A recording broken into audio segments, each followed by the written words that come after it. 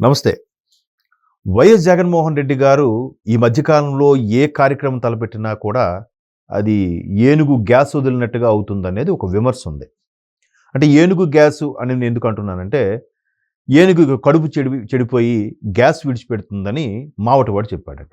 చెప్పగానే అమ్మో! ఏనుగు ఎంత భారీ స్థాయిలో ఉంది కదా! అది గ్యాస్ వదిలిందంటే ఎంత భయంకరమైన సౌండ్ వస్తుందో కదా అని ఏనుగు వెనకున్న 7 ఊర్లు ఖాళీ చేశారట. 7 ఊర్లు ఖాళీ చేసేశారు. తీరా అది తోకెత్తి తుస్సుందంట. సో ఇట్లాగా చాలా విమర్శలకి, చాలా ట్రోలింగ్స్‌కి లోనవుతున్నారు మాజీ ముఖ్యమంత్రి, పులివెందుల ఎమ్మెల్యే జగన్మోహన్ రెడ్డి గారు. అయితే ఈ మధ్య కాలంలో ఆయన ఏది చెప్పినా, ఏం మాట్లాడినా ట్రోల్స్ గురవ్వడం, కల్తీ నెయ్యి, ఆవు సరిగ్గా ఆహారం తీసుకోకపోతే నెయ్యి కల్తీ అవుద్దని చెప్పడం, తర్వాత ఆహ్, ఇదేంటిది పరకామణిలో కేసుకు సంబంధించి 100 కోట్లు పెద్ద స్కామే కాదు అని ఈ రూ. 10 స్కామే కదా! అంటే ఆ స్థాయిలో అలాగ ఉన్న వ్యక్తి, అలాగ ఒక పార్టీకి నాయకుడు, పైగా ముఖ్యమంత్రి కూడా అయిపోయారు కదా ఆయన గత 5 ఏళ్లలో. ఎలా అయ్యారని పక్కన పెడితే, మరి ముఖ్యమంత్రి క్యాండిడేటు అలా మాట్లాడడం ఏంటనేది చాలా ట్రోల్స్ అవుతున్నాయి. చాలా ఇది అవుతుంది. అయితే ఇప్పుడు తాజాగా ఏదైతే మెడికల్ కాలేజీ ప్రైవేటీకరణని నిరసించాలనే ఉద్దేశంతో వైసీపీ నాయకులు, వైసీపీ అధిష్టానం కోటి సంతకాల సేకరణ కార్యక్రమంకి డిసైడ్ అయ్యింది.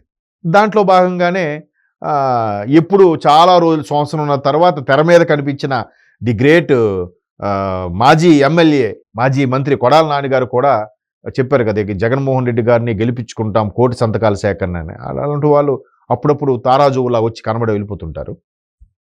సో ఇప్పుడు జగన్మోహన్ రెడ్డి గారు ఈ కార్యక్రమం తలపెట్టి నిర్ణయించి కోటి సంతకాల సేకరణ అయిన తరువాత దాన్ని గవర్నర్ గారికి సబ్మిట్ చేసి, గవర్నర్ గారి సంతకం దాని మీద తీసుకుని, ఇవి ప్రైవేటీకరణ చెల్లదు, ఇలా చేయకూడదు అని ఒక గట్టిగా వినిపించాలి. దీన్ని వినిపించడంతో పాటు నేషనల్ లెవెల్లో, ఎక్కడ జాతీయ స్థాయిలో కూడా దీన్ని కవర్ చేసేలాగా జాగ్రత్తలు తీసుకుంటున్నారట.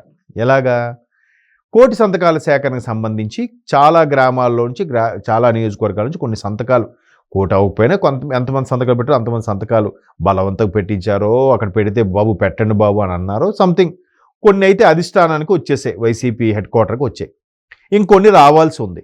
ఈ వచ్చేటప్పుడు కూడా బాబు మీరు పార్సిల్లోనో కొరియర్లో కాకండి, మీరు కార్లు వేసుకుని రండి అని చెప్పారంట. ప్రతి నియోజకవర్గం నుంచి కనీసం ఒక నియోజకవర్గంలో ఎన్ని పంచాయతీలు ఉన్నాయో అలాగా ప్రతి పంచాయతీ ఒక కారు చొప్పున వచ్చి, సుమారుగా ఈ 175 నియోజకవర్గాలకు సంబంధించి ఒక ఇన్ని మొత్తం 5,000 6,000 పంచాయతీలు ఉన్నాయి. అన్ని పంచాయతీల నుంచి వస్తే వెహికల్స్ అవి ఇవి, ఒక్కొక్క పంచాయతీ 2, ఒక్కొక్క నియోజకవర్గం 2 లీడర్లు, క్యాడర్ 1 లీడర్లు, క్యాడర్ 2 లీడర్లు, జిల్లా స్థాయి లీడర్లు, మండల స్థాయి అందరూ కారులోనే రావాలి, పబ్లిక్ ట్రాన్స్పోర్ట్ ఉపయోగించకుండా. అంటే ఒకేసారి ఒక 20,000 అంటే 10,000 పైచీలకు వాహనాలు అమరావతి వైపు వస్తే గ్రాండ్గా ట్రాఫిక్ జామ్ అయింది. చూసారు మా రేంజ్, మా పరపతి. ఏది మొన్న ఇక్కడ కోర్టుకు వచ్చినప్పుడు కూడా రప్ప అనుకుంటూ కుర్రోళ్ళకి డబ్బులు ఇచ్చి తెప్పించుకొని, ఇక్కడ కూడా తెలంగాణలో కూడా జగన్మోహన్ రెడ్డి గారికి ఎంత ఆదరణ ఉంది అని చూపించుకునే ప్రయత్నం ఏదైతే చేశారో, ఇప్పుడు కూడా మాకు ఇంకా ఆదరణ ఉంది, మాకు 40% ఓటింగ్ ఉంది, ఈవీఎం ట్యాంపరింగ్లు అయ్యే గెలిచారంటున్నారు ఒక పగిపు. అవే ఈవీఎంల ద్వారా వచ్చిన శాతం ఏదైతే ఉందో అది మాత్రం యాడ్లు వేసుకుంటున్నారు 40% ఉందని. 40% ఉన్నప్పుడు ఈవీఎం ట్యాంపరింగ్ అయ్యి ఒప్పుకున్నట్ట? సరే, అంటే టాపిక్ అటు వెళ్తుందేమో. అలాంటి పరిస్థితుల్లో మొత్తం మీద ఒక 10,000 వెహికల్స్ అన్నీ అమరావతి వైపు రావాలి, రాష్ట్రం నలుమూలల నుంచి రావాలని, దాన్ని జాతీయ దృష్టికి మరల్చాలని ఒక ప్లాన్ వేశారు.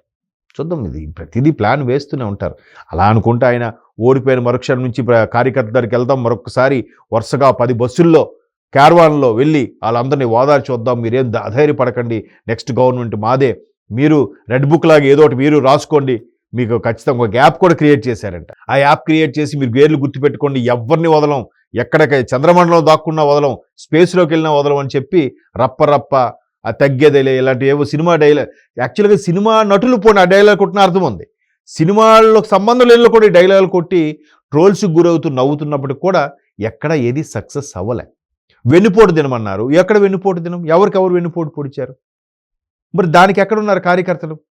సో ఇట్లాగా అన్ని రకాలుగా ఫెయిల్యూర్ అభాస్పాలు అవుతూ వస్తున్న జగన్మోహన్ రెడ్డి గారికి ఈ కోటి సంతకాల సేకరణ ఏదైతే ఉందో ఇదైనా సక్సెస్ చేద్దామనే తలంపులో ఉన్నారు. వెనకటికి ఆయన ఎవరు కాపు నాయకులు కూడా, ఆ కాపు నాయకుడు ఏమన్నాడు, ఆయన తుని నుంచో ఎక్కడి నుంచి భారీగా వాహనాలతో వచ్చి జగన్మోహన్ రెడ్డి గారి పార్టీలో చేరుతానన్నాడు ఆయన. తర్వాత ఏమైందో తెలియదు, జగన్మోహన్ రెడ్డి గారు సీక్రెట్గా రమ్మన్నారు, అందుకే సీక్రెట్గా వెళ్ళి చేరుతాను అన్నాడు. ఆ కాపు నాయకుడు ఎవరో మీకు ఏ పాటికి అర్థమై ఉంటుంది. సో తర్వాత ఆయన కూతురు అల్లుడు కూడా జనసేనలో చేరారు. సో ఇలాంటివి ఎన్నో ప్రయత్నాలు ఎన్ని చేసినా కూడా ఒక్కసారి ఏనుగు గ్యాస్ వదిలితే తుస్సుమన్నట్టుగా జరిగాయి.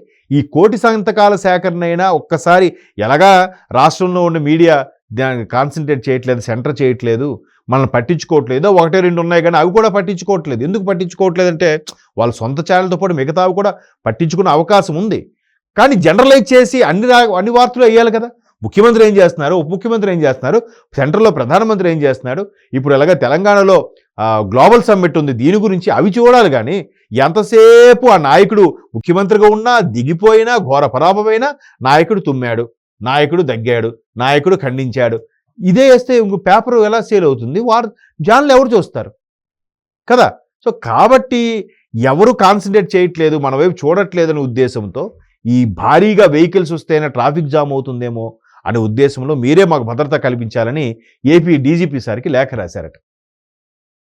సరే లేఖ రాశారు, బాగానే ఉంది. మరి గవర్నమెంట్ పర్మిషన్ ఇస్తుందో లేదో చూడాలి. మీరు శాంతియుతంగా చేసుకుంటే చేసుకోండి. ఆ సంతకాల సేకరణ పత్రాలు కాముగా వచ్చేయాలి, కానీ దానికి ఎన్ని వెహికల్స్ ఎందుకు, ఎన్ని లెటర్స్ ఉంటాయి, ఎన్ని వెహికల్స్ అవసరమా? సో పోనీ దీనికి గవర్నర్ వరకు వెళ్తే మీరు గవర్నర్ని అంతగా పట్టించుకున్న దాఖలాలు ఉన్నాయా? గవర్నర్ కానీ హైకోర్టు చీఫ్ జస్టిస్ ఇచ్చిన ఆదేశానుసారి గత 5 ఏళ్లలో మీరు ఎప్పుడైనా పాటించారా? మరి మీరు పాటించినప్పుడు ఎదుటి వాళ్ళు పాటించాలని ఎందుకు అనుకుంటారు? హైకోర్టు గత 5 ఏళ్లలో చాలా సందర్భాల్లో మొట్టికాయలు కూడా వేసింది అధికారులకి పరోక్షంగా. మరి పరోక్షంగా అధికారులు వేసినట్టు దాని అర్థం ఏంటి? మీకే మొట్టికాయలు వేసినట్టుగా. మీరేం చర్యలు తీసుకున్నారా? మరి మీరు చర్యలు తీసుకున్నప్పుడు, మీరు పాటించినప్పుడు మీరు ఏదో సంతకాలు సేకరణ చేసి అంటే ఇది రాజకీయంగా మా పార్టీ ఉంది, మనుగడ సాగిస్తుంది, పార్టీ అంతర్లీనంగా ఉంది, కార్యకర్తలు ఇప్పటికీ జగన్మోహన్ రెడ్డి గారిని కోరుకుంటున్నారు అని చెప్పడానికి, అది చూపించుకోవడానికి, బల నిరూపణ చేసుకోవడానికి చేసే తాపత్రయం తప్ప కోటి సంతకాల సేకరణకి కాకుండా మీరు అసెంబ్లీకి వెళ్ళండి. అసెంబ్లీకి వెళ్ళి వాదించండి. మీకు మైక్ ఇవ్వకపోతే ఇచ్చే 5 నిమిషాలు 10 నిమిషాలు ఇట్లే చేసుకోండి. స్వామి వివేకానందని ఇన్స్పిరేషన్గా తీసుకోండి. ప్రపంచ మహాసభలు చికాగో జరిగినప్పుడు ఆయనకి 2 నిమిషాలే ఇచ్చారట చివరిగా. ఏమైంది తర్వాత? అంత సత్తా ఉంటే, పేపర్ చూడకుండా మాట్లాడగల ఇది ఉంటే మీరు మాట్లాడండి. చట్టసభల్లో మీ వాణి వినిపించండి. అది కదా ఈ సంతకాల సేకరణ అంటే. ఇంకా అందులో రిపీటెడ్ సంతకాలు ఎన్ని ఉన్నాయో. గతంలో ఎన్నికల క్యాన్వాసింగ్ గ్రీన్ మ్యాట్ వేసేసి ఇక్కడ జనాలను ఇక్కడ పేస్ట్ చేసి, ఇక్కడ జనాలు అక్కడ పేస్ట్ చేసి అట్లా గ్రాఫిక్గా చూపించుకునేది కాదు కదా. సో కాబట్టి ప్రయత్నం చేస్తున్నారు. మరి ఏ స్థాయికి సక్సెస్ అనేది అయితే కనిపించట్లేదు. ఆ ఆలోచన అన్నీ కూడా తుస్సుమంటున్నాయి. మరి ఇది ఎలా అవుతుందో లెట్స్ వెయిట్ అండ్ సీ.